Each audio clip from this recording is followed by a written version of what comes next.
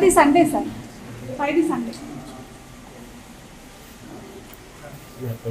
మీరు ఒకసారి నేను చెక్ చేసి వెళ్తున్నాను, మీరు మరొకసారి మీరు వచ్చి చెక్ చేయండి, ఒకసారి నాకు చెక్ చేసి రిపోర్ట్ చేయండి.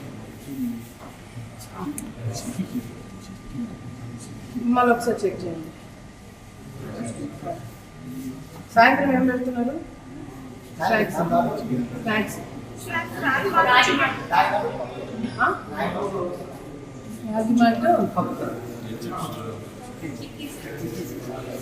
రోజు అవే పెడతారా?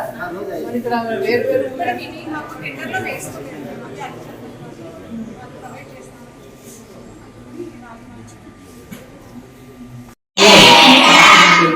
అనామిక తన వాళ్ళు సంతోషంగా తెలుస్తూ ఉంటారు. ఒక రోజున బొమ్మల ముగ్గురిని ఇంటికి వస్తుంటే అనుకోకుండా జరిగిన ప్రమాదం. ఇక అప్పటి నుంచి ఆ కుటుంబం ఆర్థిక ఇబ్బందులు ఎదుర్కొంటూ బ్రతకలేక చావలేక కష్టాలతో పోరాడుతూ ఉంటుంది. అత్తగారు శాంత తయారు చేసి అమ్మే బొమ్మలకి వచ్చే డబ్బులు కోడలు అనామిక ముగ్గురికే సరిపోతూ ఉంటారు. ఆకలి అవుతుంది, అన్నం పెట్టు. చెప్పి తల్లి, ఇంట్లో కూడా వండడానికి బియ్యం లేదు, ఆడికి కొందామంటే. శాంత చూపులోని భావం అర్థం చేసుకుంటుంది అనామిక. తన కూతురు సిరిని దగ్గరికి తీసుకుని ఓదార్చే ప్రయత్నం చేస్తుంది. చూడు తల్లి, కదా.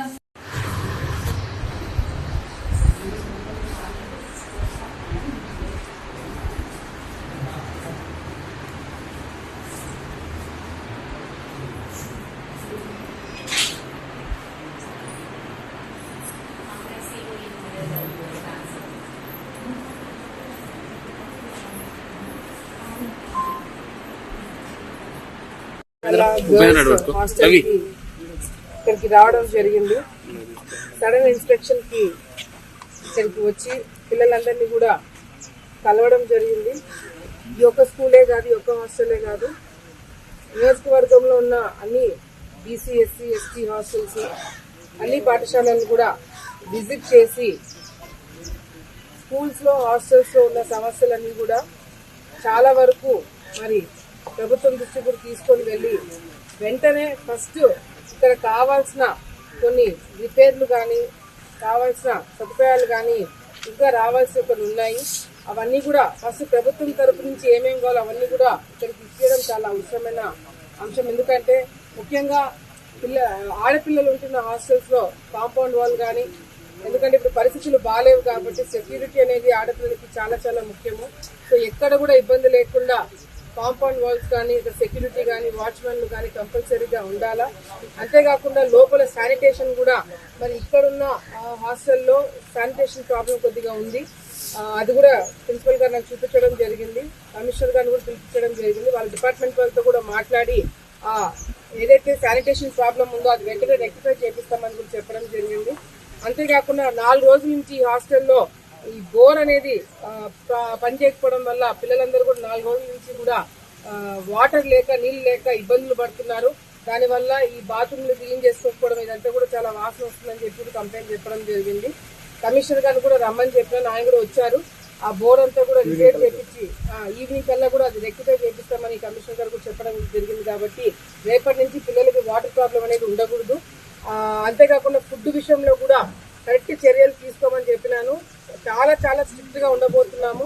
ఎక్కడైనా అందరు పిల్లలకి 10th, ఇంటర్, 9th క్లాస్ పిల్లలందరికీ కూడా నా ఫోన్ నెంబర్స్ ఇవ్వడం జరిగింది.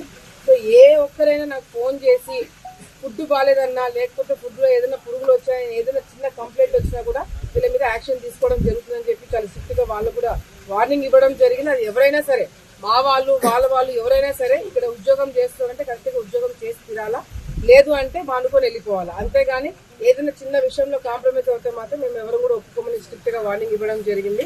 అంతేకాకుండా ఇక్కడ పనిచేస్తున్న స్వీపర్లు అంటే కసు కొట్టే వాళ్ళు, వీళ్ళు కూడా వాళ్ళకి 5 నెలలు లేదా 7 నెలల నుంచి జీతాలు రావట్లేదని కూడా వాళ్ళు చెప్పడం జరిగింది. దానివల్ల ఖర్చులు వాళ్ళకు దూరం నుంచి వచ్చి ఇక్కడ పనిచేయాలంటే కూడా ఇబ్బందికరంగా ఉందని కూడా నాకు ఇన్ఫార్మ్ చేయడం జరిగింది. కలెక్టర్ గారితో మాట్లాడి వాళ్ళ జీతాలు వాళ్ళ టైంకి పడేలాగా చూసి వాళ్ళు ఇక్కడ రోజు వచ్చి పనిచేసేలాగా కూడా వాళ్ళకి ఎటువంటి ఇబ్బంది లేకుండా వాళ్ళకు కూడా అన్ని ఏర్పాట్లు కూడా చేస్తామని వాళ్ళు కూడా మాట ఇవ్వడం జరిగింది. వాళ్ళ జీతాలు వాళ్ళు కరెక్ట్ టైంకి పడితే వాళ్ళు కూడా కరెక్ట్ గా పనిచేస్తారు. వాళ్ళు పడట్లేదు కాబట్టి 5 సంవత్సరాలు 6 సంవత్సరాలు పడలేదు కాబట్టి వాళ్ళు కూడా సరిగ్గా పని చేయలేదని చెప్పి చెప్పడం జరుగుతుంది. సో ఈ మా సైడ్ నుంచి ఇప్పుడు ప్రభుత్వం సైడ్ నుంచి రెక్టిఫై చేయాల్సినవన్నీ కూడా రెక్టిఫై చేస్తాము. పిల్లల విషయంలో, వాళ్ళ హెల్త్ విషయంలో, వాళ్ళ చదువు విషయంలో, శానిటేషన్ విషయంలో, సెక్యూరిటీ విషయంలో ఎక్కడ కూడా కాంప్రమైజ్ కావద్దని చెప్పి కూడా స్ట్రిక్ట్ గా ఇక్కడ ఉన్న స్టాఫ్ అందరూ కూడా చెప్పడం జరిగింది. సో రెగ్యులర్ గా మేము కూడా చెక్ చేయడానికి వస్తుంటాము. మీడియా రిపోర్టర్లు కూడా ఏదైనా మీ దృష్టికి వస్తే తప్పకుండా మాకు చెప్పండి, మేము కూడా వెంటనే యాక్షన్ తీసుకుంటామని చెప్పి కూడా ఈ సందర్భంగా తెలియజేసుకుంటూ, ఎందుకు ఇంత స్ట్రిక్ట్ గా ఉండాలి అంటే ఈ రోజు ప్రభుత్వం, గత ప్రభుత్వాలు చాలా వరకు కాంప్రమైజ్లు అయ్యి పిల్లల భవిష్యత్తుతో ఆడుకోవడం, పిల్లల జీవితాలతో ఆడుకోవడం జరిగింది. కానీ ఈ ప్రభుత్వం అటువంటి జరగకూడదని చెప్పి మేము కూడా అన్ని జాగ్రత్తలు తీసుకోవాల్సింది ఉంది. కాబట్టి మా వాళ్ళు పనిచేస్తున్నా, అవతల వాళ్ళు పనిచేస్తున్నా, ఏ పార్టీ వాళ్ళు ఇక్కడ పనిచేస్తున్నా కూడా సంబంధం లేకుండా వాళ్ళు ఇక్కడ ఉన్న స్టూడెంట్స్ కోసం పనిచేయాల్సిన అవసరం ఉందని చాలా స్ట్రిక్ట్ గా చెప్పడం జరిగింది. కాబట్టి ఏదైనా చిన్న మా దృష్టికి వస్తే మాత్రం మేము యాక్షన్ తీసుకుంటామని చెప్పి కూడా ఇక్కడ ఉన్న మీ అందరూ కూడా తెలియజేసుకుంటున్నాం.